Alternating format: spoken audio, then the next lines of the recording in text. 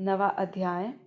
ब्रह्मा के उत्पन्न होने और उनसे श्रीमद् भागवत के मूल 4 श्लोक। श्री नारायण जी के कहने का हाल सुखदेव जी का परीक्षित से कहना।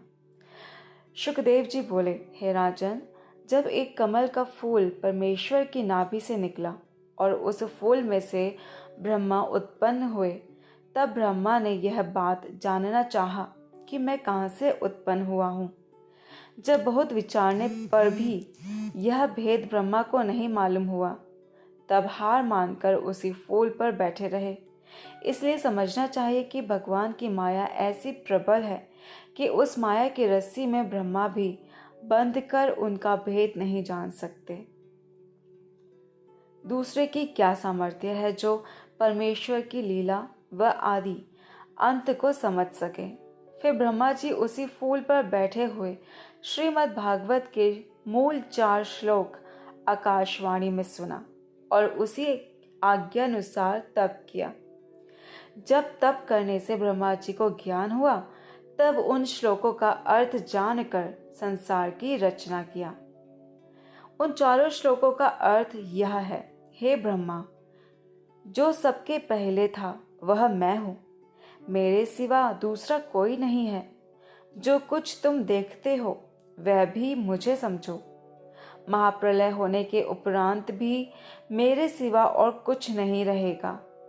सब संसारी वस्तुओं का मूल जड़ मैं हूँ। जिस तरह सोने के गहने हाथ, पैर, नाक, कान और सब अंगों में पहनने के वास्ते बिलक बिलक बद तैयार कराओ, तो सब भूषणों के नाम पृथक पृथक होते हैं, और जब वह सब गहना तोड़कर गला डालो, तब फिर केवल सोना रह जाता है। वही हाल मेरा समझना चाहिए। मैं अकेला हूँ, सब जानता हूँ।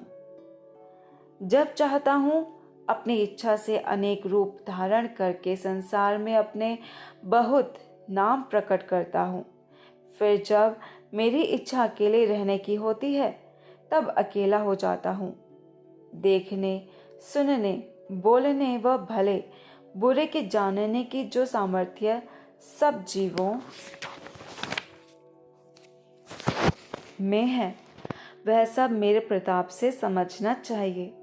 जिस तरह आकाश का घेरा सब जगह है, उसी तरह मैं सबसे बलवान होकर तीनों लोकों व 14 भुवनों को अपने वश में रखता हूँ। मेरे सिवा सब संसारी वस्तुओं को झूठी समझना उचित है।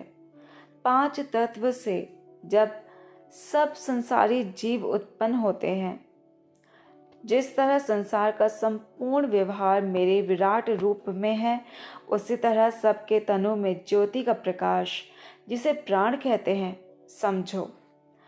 जब तक वह चमत्कार शरीर में रहता है, तब तक चलने फिरने, खाने पीने, बोलने और इंद्रियों के सुख भोगने की सामर्थ्य उसे रहती है। जब वह प्रकाश शरीर से निकल गया, तब वही तनु मृतक होकर गल सड़ जाता है। फिर उस शरीर से कुछ नहीं हो सकता।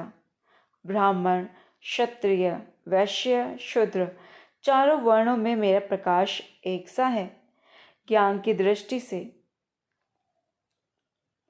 उनमें कुछ भेद न जानकर सब जीवों में नारायण जी का स्वरूप एक सा समझना चाहिए।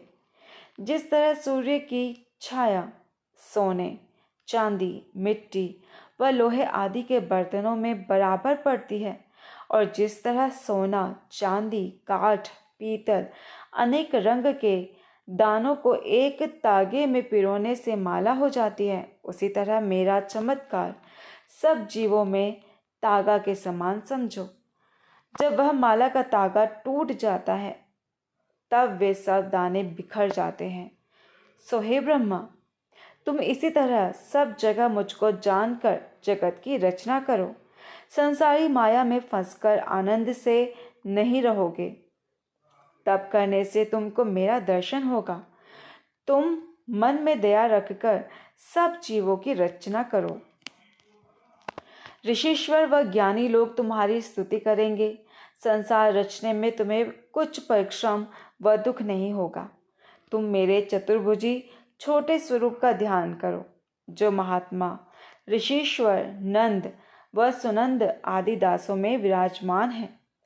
यह आकाशवाणी सुनकर ब्रह्मा नारायण जी को मन ही मन प्रणाम करके हाथ जोड़कर बोले, हे दीनानाथ, मुझे यह वरदान दीजिए कि मैं आपको अपना मालिक जानता रहूं, संसार के उत्पन्न करने में मुझे आसक्ति न होवे।